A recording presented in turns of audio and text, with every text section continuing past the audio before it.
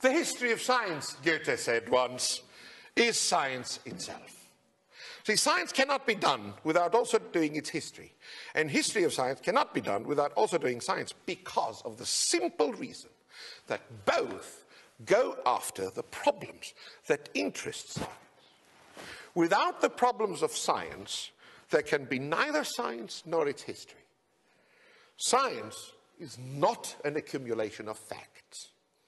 History of science is not an accumulation of facts about scientists or about facts of science about social circumstances that may connect the two. You know, in both philosophy and history of science, it has become very fashionable to talk about the social circumstances that create the environment of the scientists and their thinking, blah, blah, blah.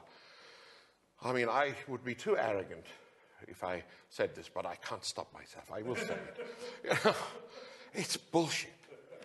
I mean, you know, I wrote a paper once just to show this. The mélange concept in geology, never mind what it is, it has been independently discovered 5 times.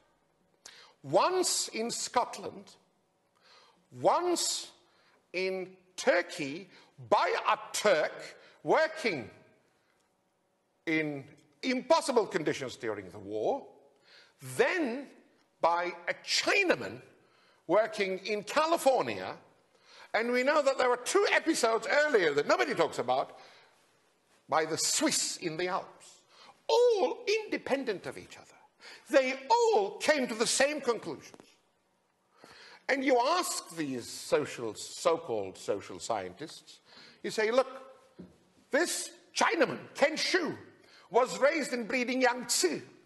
His social environment had absolutely nothing to do with our social environment, right?